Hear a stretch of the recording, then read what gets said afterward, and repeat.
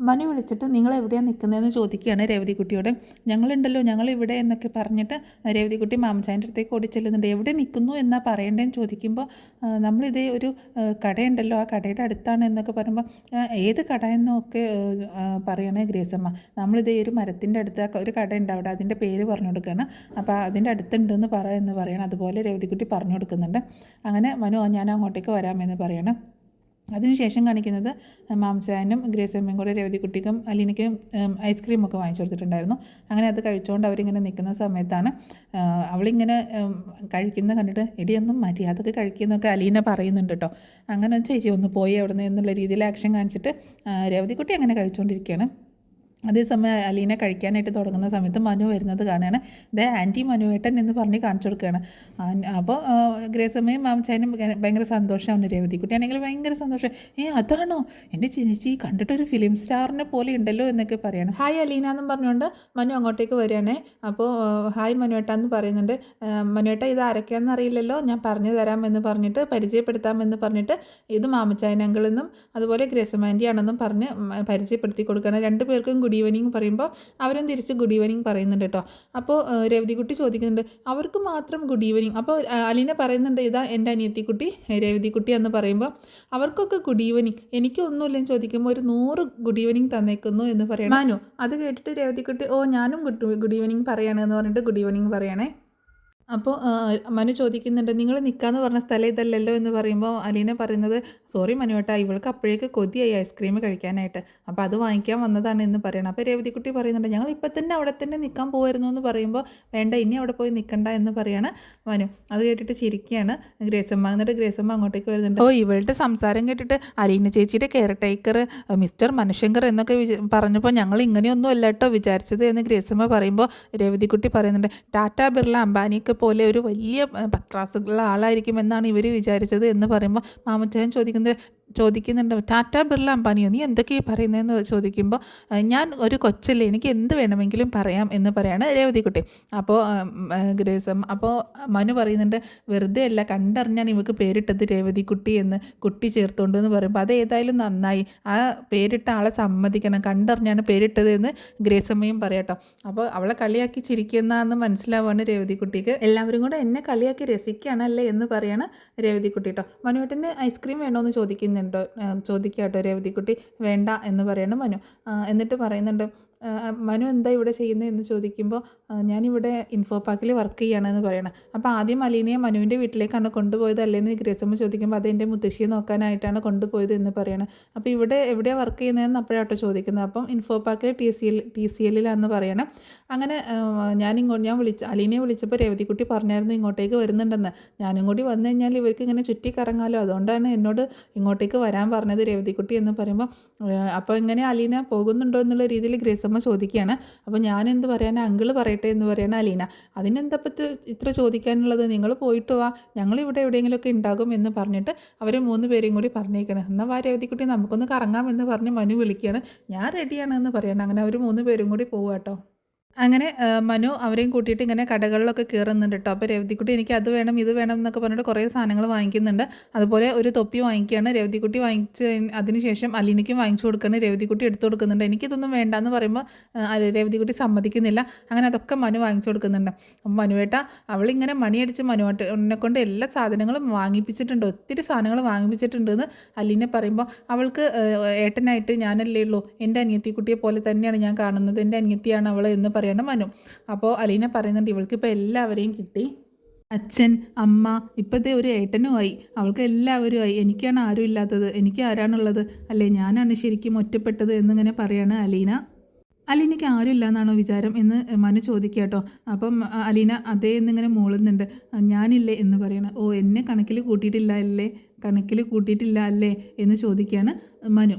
അപ്പോൾ അലീന പറയുന്നുണ്ട് ഈ ലോകത്ത് 2 തരം ബന്ധങ്ങളാണ് ഉള്ളത്, ഒന്ന് പിരിയുന്ന ബന്ധങ്ങളും ഒന്ന് പിരിഞ്ഞു പോകാൻ പറ്റാത്ത ബന്ധങ്ങളുമാണ് ഉള്ളത് എന്ന് പറയണം. അതിനുശേഷം അലീന ചോദിക്കുന്നത് വൈജയന്തിയെക്കുറിച്ചാണേ.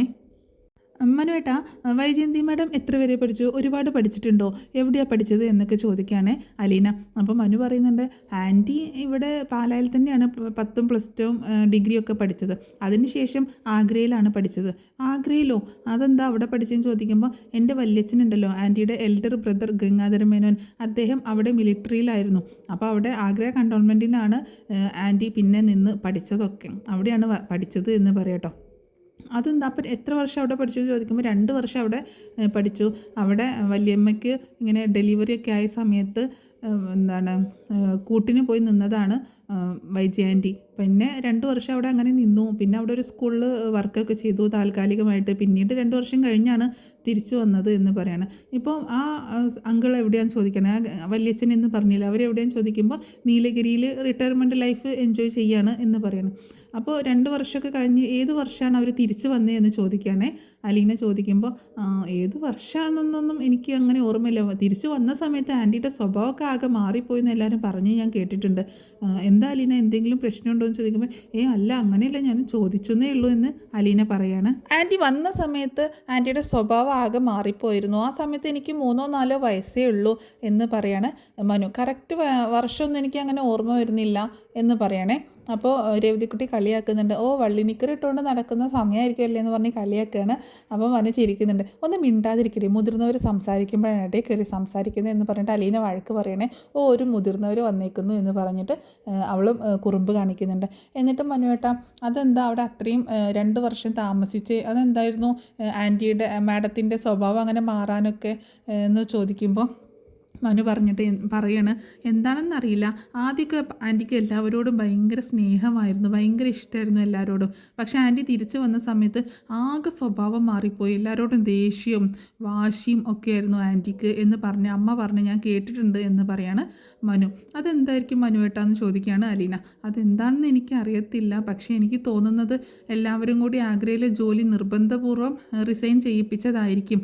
അതുകൊണ്ടായിരിക്കാം ആൻറ്റിക്ക് അങ്ങനെ എല്ലാവരോടും ദേഷ്യം തോന്നിയത് എന്നൊക്കെ പറയുകയാണെ മനു. എല്ലാം കേട്ടിട്ട് അലീന ആകെ ഇങ്ങനെ വിഷമിക്കുകയാണ്. കാരണം അലീന ഉദ്ദേശിച്ച കാര്യങ്ങളൊന്നും അറിയാൻ സാധിച്ചില്ല. എന്താണ് ആക്ച്വലി വൈജയുടെ ജീവിതത്തിൽ സംഭവിച്ചത് എന്നൊന്നും മനുവിന് അറിയില്ല എന്ന് മനസ്സിലാവുകയാണ്. പിന്നീട് കാണിക്കുന്നത് ഇവരുടെ പ്രോഗ്രാമൊക്കെ കഴിഞ്ഞ് അലീനയും രേവതിക്കുട്ടിയും മാമച്ചാനും ഗ്രേസമ്മയും കൂടെ വീട്ടിലേക്ക് എത്തുന്നതാണ്. രേവതിക്കുട്ടി കാറിൽ നിന്ന് ഇറങ്ങിയ ഉടനെ തന്നെ ഇതാ ചേട്ടായി ഫുഡ് എന്ന് പറഞ്ഞുകൊണ്ട് ജോസൂട്ടിക്ക് ഫുഡ് എടുത്തു കൊടുക്കുകയാണ്. ഇതെന്താണെന്ന് ചോദിക്കുമ്പോൾ, ചേട്ടനുള്ള പൊറോട്ടയും ചിക്കനും ബീഫും എല്ലാം ഉണ്ട്, ഞാനാണ് ഓർമ്മിപ്പിച്ച് വാങ്ങിച്ചത്, അല്ലെങ്കിൽ തട്ടുദോശയും ഒക്കെ പോയി കഴിക്കേണ്ടി വന്നേനെ എന്ന് പറയുന്നത് രേവതിക്കുട്ടി. താങ്ക്സ് എന്ന് പറയാണ് ജോസൂട്ടി. അങ്ങനെ മാമച്ചാനും ഗ്രേസമ്മയൊക്കെ കാറിൽ നിന്ന് ഇറങ്ങുന്നുണ്ട്. ഗ്രേസമ്മ പറയുന്നുണ്ട്, ആ ഡിക്കി ഒന്ന് തുറന്നേ മാമച്ചായ എന്ന് പറഞ്ഞുകൊണ്ട് ഡിക്കിയിലേക്ക് കുറച്ച് സാധനങ്ങളൊക്കെ എടുക്കാനായിട്ട് പോവാണ് ഗ്രേസമ്മ. ആ സമയത്ത് എവിടേക്ക് പോയി നിങ്ങൾ എന്ന് ചോദിക്കുകയാണ് ജോസൂട്ടി. അപ്പോൾ എല്ലാ സ്ഥലവും പോയി, ഞങ്ങൾ അവസാനം സിനിമയ്ക്കും പോയി, അങ്ങനെ പൊളിച്ചടിക്കല്ലോ എന്നൊക്കെ ജോസൂട്ടി പറയണം. ആ സമയത്ത് അയ്യോ എൻ്റെ കൈ എന്ന് പറഞ്ഞുകൊണ്ട് ഗ്രേസമ്മ കരയാണ്. അങ്ങോട്ടേക്ക് ചെന്ന് നോക്കുമ്പോൾ ഡിക്കിയുടെ ഡോർ അടയ്ക്കുന്ന സമയത്ത് അതിൻ്റെ ഉള്ളിൽ കൈ കുടുങ്ങിയിട്ട് വേദനിക്കുകയാണ്. അയ്യോ ആൻറ്റി വന്നേ എന്ന് പറഞ്ഞ് മാമച്ചായൻ പിടിക്കാനായിട്ട് പോകുമ്പോൾ, തൊടല്ലേ മാമച്ചായ, കൈ വേദനിക്കുന്നു എന്ന് പറയണേ ഗ്രേസമ്മ. അങ്ങനെ അലീനയും രേവതിക്കുട്ടിയും കൂടെ അകത്തേക്ക് കൂട്ടിക്കൊണ്ടുപോവുകയാണ്. ആൻറ്റി ഞാനൊരു ബാമ്പ് തേച്ച് തരാം, നാളെ രാവിലെ ആകുമ്പോഴേക്കും അതിൻ്റെ വേദനയൊക്കെ മാറും എന്ന് പറയുന്നുണ്ട്. അങ്ങനെ ജോസുട്ടി ചേട്ടാ വേഗം കീ ഒന്നും ഇങ്ങോട്ട് കൊണ്ടുവന്നേ എന്ന് വിളിച്ച് പറയാണ് രേവതിക്കുട്ടി. അങ്ങനെ മാമച്ചായനാണെങ്കിൽ ജോസൂട്ടിയോട് വണ്ടിയിൽ നിന്ന് സാധനങ്ങളൊക്കെ എടുക്കാനും പറയുന്നുണ്ട്. അങ്ങനെ അതൊക്കെ കഴിഞ്ഞ് പിന്നീട് കാണിക്കുന്നത് അലീനയും രേവതിക്കുട്ടിയും മാത്രമുള്ള കുറച്ച് നിമിഷങ്ങളാട്ടോ. രേവതിക്കുട്ടി വന്നിട്ട് അലീനയുടെ മടിയിലേക്ക് കണ്ട് വീണ് കിടക്കുകയാണ്. എൻ്റെ കാല് വേദനിക്കുമെന്ന് പറയുമ്പോൾ പിന്നെ എന്ന് പറഞ്ഞുകൊണ്ട് മടിയിലേക്ക് കിടക്കുകയാണ് രേവതിക്കുട്ടി. എന്നിട്ട് പറയുന്നുണ്ട്, ഞാൻ എത്ര നാളായി ചേച്ചിയുടെ മടിയിൽ കിടന്നിട്ട് എന്ന് പറയുമ്പോൾ, പെണ്ണ് കൊഞ്ചാണല്ലേ എന്ന് ചോദിക്കണം അലീന. ചേച്ചി എൻ്റെ തല ഒന്ന് ചൊറിഞ്ഞു തന്നേന്ന് പറയണം. അങ്ങനെ അലീന രേവതിക്കുട്ടിയുടെ തല മസാജ് ചെയ്തുകൊണ്ട് ഇങ്ങനെ ഓരോ കാര്യങ്ങൾ ഓർക്കുകയാണേ. എന്നിട്ട് അലീന ചോദിക്കുന്നുണ്ട്, നീ നമ്മുടെ മമ്മിയെ ഓർക്കാറുണ്ടോ എന്ന് ചോദിക്കുകയാണ്. അപ്പോൾ രേവതിക്കുട്ടിക്ക് ഭയങ്കര വിഷമമാവുകയാണ്. രേവതിക്കുട്ടി പറയുന്നുണ്ട്, എന്നും ഓർക്കും ചേച്ചി, എന്നും പ്രാർത്ഥിക്കും, മമ്മിക്ക് വേണ്ടി പ്രാർത്ഥിക്കും, ഒരു ദിവസവും മമ്മിയെ ഓർക്കാതെയോ പ്രാർത്ഥിക്കാതെയോ പോകാറില്ല എന്ന് പറയണം. ശരിക്കും കാണാൻ തോന്നുകയാണ് മമ്മിയെ എന്ന് പറയണം. മമ്മി ഉണ്ടായിരുന്ന സമയത്ത് നമ്മൾ കുറച്ചും കൂടി നേരം മമ്മിയുടെ അടുത്തിരുന്ന് സംസാരിച്ചാൽ മതിയായിരുന്നു എന്നൊക്കെ തോന്നുകയാണ് എനിക്കിപ്പോൾ എന്നൊക്കെ രേവതിക്കുട്ടി പറയുമ്പോൾ അലീന പറയുന്നത്, എനിക്ക് തോന്നുന്നത് അങ്ങനെയല്ല, ശരിക്കും നമുക്ക് മമ്മിയെ കാണാൻ പറ്റുന്നില്ലെങ്കിലും മമ്മിക്ക് നമ്മളെ കാണാൻ പറ്റുന്നുണ്ട് മോളെ എന്ന് പറയണം അലീന. അപ്പോൾ രേവതിക്കുട്ടിയും പറയുന്നുണ്ട്, കാണുന്നുണ്ടായിരിക്കും അല്ലേ ചേച്ചി എന്ന് പറയുമ്പോൾ, കാണുക മാത്രമല്ല മോളെ, നമ്മൾ പറയുന്നതൊക്കെ കേട്ടുകൊണ്ട് ഇവിടെ തന്നെ നമ്മുടെ അടുത്ത് തന്നെ ഉണ്ടായിരിക്കും എന്ന് പറയണം. അപ്പോൾ രേവതിക്കുട്ടി പറയുന്നത്, ചേച്ചി നമ്മുടെ സ്നേഹനികേതനം അതൊക്കെ ഇനി തിരിച്ചു വരുമോ എന്ന് ചോദിക്കുമ്പോൾ, കഴിഞ്ഞ കാലങ്ങളൊന്നും ഇനി ഒരിക്കലും തിരിച്ചു വരില്ല മോളെ എന്ന് പറയണം അലീന. എന്നിട്ട് രേവതിക്കുട്ടി പറയുന്നുണ്ട്, ചേച്ചി എനിക്ക് ഇന്ന് ഉറങ്ങണ്ട ചേച്ചിയെ, ഞാൻ ഇന്ന് ഉറക്കത്തില്ല. എനിക്ക് കൊല്ലപ്പള്ളിയിൽ ചേച്ചി പോയത് മുതൽ ഇന്ന് വരെയുള്ള എല്ലാ വിശേഷങ്ങളും എനിക്ക് അറിഞ്ഞേ പറ്റത്തുള്ളൂ എന്ന് പറയാണ്. അപ്പോൾ നിനക്ക് ഉറങ്ങണ്ടെന്ന് ചോദിക്കുമ്പോൾ എനിക്ക് ഉറങ്ങണ്ട, ഞാൻ ഇതൊക്കെ കേട്ടിട്ട് ഉറങ്ങിക്കോളാം. എനിക്കറിയാം ചേച്ചിക്ക് അവിടെ വിഷമങ്ങൾ മാത്രമേ ഉണ്ടായിട്ടുള്ളൂ എന്ന് എനിക്കറിയാം എന്ന് പറയാണ് രേവതിക്കുട്ടി. അതെങ്ങനെ നിനക്കറിയാം എന്ന് ചോദിക്കുകയാണ് അലീന. അതേ, ഇപ്പം കഴിഞ്ഞ 18 വർഷം ചേച്ചിയുടെ കൂടെയല്ലേ ഞാൻ ജീവിച്ചത്. അതുകൊണ്ട് ഈ കണ്ണിലേക്ക് നോക്കിക്കഴിഞ്ഞാൽ എനിക്ക് അറിയാൻ പറ്റും എല്ലാം എന്ന് പറയാണ് രേവതിക്കുട്ടി. പറഞ്ഞു എല്ലാം ഓരോന്നായിട്ട് ഇങ്ങോട്ടേക്ക് പറഞ്ഞോ എന്ന് പറയാണ് രേവതി. നിൻ്റെ സന്തോഷവും സമാധാനവും കൂടി ഇല്ലാതാക്കണോ എന്ന് അലീന ചോദിക്കുമ്പോൾ, എനിക്കറിയണ്ടേ ചേച്ചിയുടെ കാര്യങ്ങൾ, ചേച്ചിക്ക് ഞാനല്ലേ ഉള്ളൂ സ്വന്തമായിട്ട്, അപ്പോൾ എനിക്ക് അറിയണം എന്ന് പറയണം. വേണോ എന്ന് ചോദിക്കുമ്പോൾ വേണം ചേച്ചി പറഞ്ഞേ, ഓരോന്നായിട്ട് പറഞ്ഞേ എന്ന് പറയുമ്പോൾ ഓക്കെ ഞാൻ പറയാം എന്ന് പറഞ്ഞിട്ട് മനുവും ബാലചന്ദ്രനും കൂടി സ്നേഹനികേതനത്തിൽ വന്ന് കൂട്ടിക്കൊണ്ടുപോയത് മുതലുള്ള കാര്യങ്ങൾ ഇങ്ങനെ പറഞ്ഞു തുടങ്ങുകയാണ് അലീന. അക്കാര്യങ്ങളൊക്കെ നിനക്കറിയാലോ, ഞാൻ പറഞ്ഞിട്ടുള്ളതല്ലേ എന്ന് പറയുമ്പോൾ, പറഞ്ഞിട്ടുള്ളതാണ് എനിക്ക് കൊല്ലപ്പള്ളിയിൽ എത്തിയതിന് ശേഷമുള്ളത്. പറഞ്ഞത് പറയണ്ട, ഇനി പറഞ്ഞു കഴിഞ്ഞാലും കുഴപ്പമൊന്നുമില്ല, ഞാൻ ചേച്ചിയുടെ വർത്തമാനം കേട്ടുകൊണ്ടിരുന്നോളാം, എനിക്ക് ഇഷ്ടമാണ് എന്ന് പറയണം. അപ്പോൾ അലീന പറയുന്നുണ്ട്, അവരെന്നെ വീട്ടിലേക്ക് കൊല്ലപ്പള്ളിയിലേക്ക് കൊണ്ടുപോയത് മുതൽ തുടങ്ങി എൻ്റെ പരീക്ഷണങ്ങൾ, ആർക്കും എന്നെ ഇഷ്ടമല്ലായിരുന്നു എന്ന് പറയാണ് അലീന. അപ്പോൾ മനുവേട്ടൻ ഉണ്ടായിരുന്നില്ല എന്ന് ചോദിക്കുമ്പോൾ, മനുവേട്ടൻ എന്നെ അവിടെ ആക്കിയിട്ട് ബാംഗ്ലൂരിലേക്ക് പോയല്ലോ എന്ന് പറയണം. അതിനുശേഷം അലീന കൊല്ലപ്പള്ളിയിലും അതുപോലെ കടപ്പാട്ടൂർ വീട്ടിലൊക്കെ സംഭവിച്ച കാര്യങ്ങൾ ഇങ്ങനെ ഓരോന്നായിട്ട് പറയണം. അവിടെ എത്തിയത് മുതൽ അതായത് ഓരോ പ്രശ്നങ്ങളും, വീട്ടിൽ കമല ഉണ്ടാക്കുന്ന പ്രശ്നങ്ങളും വൈജയന്തി വന്നിട്ടുണ്ടായ പ്രശ്നങ്ങളും അതുപോലെ ഹരി അവളെ കയറി പിടിക്കാൻ നോക്കിയതും അങ്ങനെയുള്ള എല്ലാ കാര്യങ്ങളും പറയണം. എല്ലാം കേട്ടിട്ട് രേവതിക്കുട്ടിക്ക് കണ്ണിൽ നിന്ന് ഇങ്ങനെ വെള്ളം വരുന്നുണ്ട് കേട്ടോ. അപ്പോൾ ആ സീനുകളൊക്കെ ഇങ്ങനെ കാണിക്കുന്നുണ്ട്. അതുപോലെ കടപ്പാട്ടൂർ വീട്ടിലെത്തിയപ്പോൾ അവിടെ ഉണ്ടായ സംഭവങ്ങൾ, ആദ്യമായിട്ട് ഡ്രസ്സ് നൈറ്റി ഇടിപ്പിച്ചതും അതുപോലെ ഹരിശങ്കർ അവിടെയും വന്ന് കുഴപ്പമുണ്ടാക്കിയതും വൈജയന്തി പ്രശ്നം ഉണ്ടാക്കിയതും അതുപോലെ അവൻ രോഹിത്ത് കയറി പിടിക്കാനായിട്ട് ശ്രമിച്ചതും രോഹിത്ത് പിന്നെ ആ റൂബിയെ കൂട്ടി വന്ന ദിവസം തല്ലിയതും അങ്ങനെയുള്ള കാര്യങ്ങളൊക്കെ, അവസാനം ബാഗിൽ നിന്ന് മോതിരം കിട്ടിയതും അതുമായി ബന്ധപ്പെട്ട് അലീനയെ വീട്ടിൽ നിന്ന് പുറത്താക്കിയ കാര്യങ്ങളും, വീട്ടിൽ നിന്ന് പുറത്തോട്ട് ഇറങ്ങുമ്പോൾ മനു വന്ന് രക്ഷിച്ചതും വീട്ടിലേക്ക് തിരിച്ച് കയറ്റിയതും എല്ലാ കാര്യങ്ങളും ഇങ്ങനെ രേവതിക്കുട്ടിയോട് പറഞ്ഞ് തീർക്കുകയാണ് അലീന. എല്ലാം കേട്ട് കഴിഞ്ഞിട്ട് രേവതിക്കുട്ടി ചോദിക്കുന്നുണ്ട്, ചേച്ചി ഒരു നരകത്തിലോട്ടാണ് പോയതല്ലേ എന്ന് ചോദിക്കുകയാണേ. അപ്പോൾ അലീന പറയുന്നുണ്ട്, പോകുന്നതിന് മുൻപ് തന്നെ എനിക്കൊരു കണക്കൂട്ടലുണ്ടായിരുന്നു, ഞാൻ ചെന്ന് കയറുന്ന വീട് എന്ന് പറഞ്ഞിട്ടുണ്ടെങ്കിൽ ഇങ്ങനെയൊക്കെ തന്നെയാവും. കാരണം ഞാൻ ജനിച്ചപ്പോൾ തന്നെ എന്നെ ഉപേക്ഷിച്ച അമ്മയും അമ്മയുടെ ബന്ധുക്കളും അല്ലേ, അപ്പോൾ അവരിൽ നിന്ന് ഇതൊക്കെ തന്നെയല്ലേ പ്രതീക്ഷിക്കാൻ പറ്റത്തുള്ളൂ.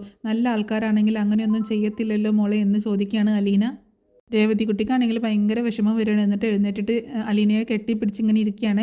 ചേച്ചി അങ്ങോട്ടേക്ക് പോവണ്ടായിരുന്നു, സ്വന്തം അമ്മയും സഹോദരങ്ങളും ഒക്കെ അല്ലേ ഇങ്ങനെ ചെയ്യുന്നത്, അവരുടെ ബന്ധുക്കളൊക്കെ, ഇതൊക്കെ എങ്ങനെ സഹിക്കാൻ പറ്റും എന്ന് പറഞ്ഞ് വിഷമിക്കുകയാണ് രേവതിക്കുട്ടി. പിന്നീട് രാത്രിയിൽ ഉറക്കം വരാതെ ഇങ്ങനെ നടക്കട്ടോ അലീന.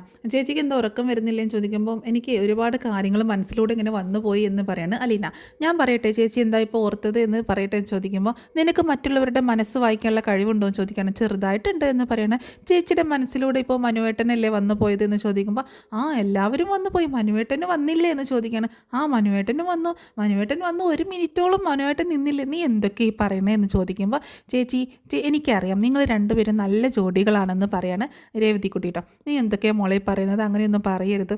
മനുവേട്ടനൊക്കെ മനുവേട്ടൻ എൻ്റെ കസിൻ, പിന്നെ മനുവേട്ടൻ അങ്ങനെ നോക്കുകയാണെങ്കിൽ ചേച്ചിയുടെ അമ്മയില്ലേ അവിടെ എന്നൊക്കെ ചോദിക്കാൻ, അങ്ങനെ ബന്ധങ്ങളൊക്കെ നോക്കുകയാണെങ്കിൽ അപ്പോൾ അതിനൊന്നും ഒരു വിലയില്ല എന്ന് പറയണേ. എന്നാലും അങ്ങനെയൊന്നും ചിന്തിക്കരുത്. മനുവേട്ടനൊക്കെ എവിടെയാണ്, മനുവേട്ടനൊക്കെ അത്രയും വിദ്യാഭ്യാസമുണ്ട്, നല്ല ജോലിയുണ്ട്, നല്ല കുടുംബമാണ്. ഞാനോ എന്ന് ചോദിക്കുമ്പോൾ, ചേച്ചിയുടെ അമ്മയുടെ ആങ്ങളയുടെ മകനല്ലേ എന്ന് പറഞ്ഞിട്ടൊന്നും കാര്യമില്ല, നമ്മുടെ നില മറക്കരുത്. ഞാൻ എവിടെ നിൽക്കുന്നു, ഞാൻ ഒരു വെറും ജോലിക്കാരി വേണമെങ്കിൽ ഒരു പിച്ചക്കാരി എന്ന് തന്നെ പറയാം എന്ന് പറയാണ് അലീന. അപ്പോൾ രേവതിക്കുട്ടി പറയുന്നുണ്ട്, പക്ഷേ മനുവേട്ടന് ചേച്ചിയെ ഇഷ്ടമാണല്ലോ എന്ന് പറയണം. മനുവേട്ടന് ഇഷ്ടമാണ്, പക്ഷേ അത് ആ രീതിയിലൊന്നും ആയിരിക്കത്തില്ല. അലിവ്, സ്നേഹം, എന്നോടുള്ളൊരു കെയർ ടേക്കർ അങ്ങനെയൊക്കെ. ചേച്ചിക്ക് ഇഷ്ടമല്ലേ മനുവേട്ടനെ ചോദിക്കുമ്പോൾ, ഇഷ്ടമാണ്, എനിക്ക് എൻ്റെ കെയർ ടേക്കറല്ലേ, എന്നോട് സ്നേഹം കാണിക്കുന്ന ആളല്ലേ, അപ്പോൾ എനിക്ക് ഇഷ്ടപ്പെടാതിരിക്കാൻ പറ്റില്ലല്ലോ എന്ന് പറയണം. മനുവേട്ടനും ഭയങ്കര ഇഷ്ടമാണെന്ന് പറയാട്ടോ രേവതിക്കുട്ടി. മനുവേട്ടന് ഇങ്ങനെയൊക്കെയാണ് ഇഷ്ടം, നമ്മളത് കണ്ടിട്ട് നമ്മളോട് അങ്ങനെ സ്നേഹം കൂടുതലൊക്കെ കാണിക്കുന്നത് കണ്ടിട്ട് നമ്മൾ നമ്മുടെ നില മറക്കരുത്. അങ്ങനെ ആയിക്കഴിഞ്ഞിട്ടുണ്ടെങ്കിൽ ഉണ്ടെങ്കിൽ ഭയങ്കര പ്രശ്നങ്ങളായിരിക്കും എന്ന് പറയാണ് അലീന. മനുവേട്ടൻ എന്തൊക്കെ നോക്കണം, കുടുംബം, സ്റ്റാറ്റസ്, ജോലി, വിദ്യാഭ്യാസം എല്ലാം നോക്കണ്ടേ? അപ്പോൾ ശരിയാണല്ലേ, അപ്പം അവരൊക്കെ വലിയ ആൾക്കാരാണല്ലേ എന്ന് രേവതിക്കുട്ടി പറയണം. നമ്മുടെ നില മറക്കരുത് മോളെ, നമ്മൾ ആരാണെന്നുള്ളത് നമുക്ക് നല്ല ബോധം ഉണ്ടാവണം, നിന്നോടും കൂടിയാണ് പറയുന്നത് എന്ന് പറയണം. ഇവിടെ ഉള്ളവരൊക്കെ ഇപ്പം നിന്നെ ഭയങ്കരമായിട്ട് സ്നേഹിക്കുന്നുണ്ട്. പക്ഷേ അവർക്ക് ഏറ്റവും കൂടുതൽ സ്നേഹമുള്ള ഒരാൾ വേറെ വരികയാണെങ്കിൽ നിന്നോടുള്ള ഈ സ്നേഹം കുറയും. അങ്ങനെ ഇപ്പോൾ ആര് വരാനോ, ഇവിടെ ആരുമില്ലല്ലോ എന്ന് പറയുമ്പോൾ ആരെങ്കിലുമൊക്കെ വന്നു കഴിഞ്ഞാൽ നിന്നോടുള്ള ഈ സ്നേഹം കുറയും. അതുകൊണ്ട് നമ്മുടെ നില മറന്ന് നമ്മളൊന്നും ചെയ്യരുത് എന്ന് പറയാണ് അലീന. അത് കേട്ട് നിൽക്കുന്ന രേവതിക്കുട്ടിയെ കാണിച്ചുകൊണ്ടാട്ടോ ഇന്നത്തെ എപ്പിസോഡ് അവസാനിക്കുന്നത്.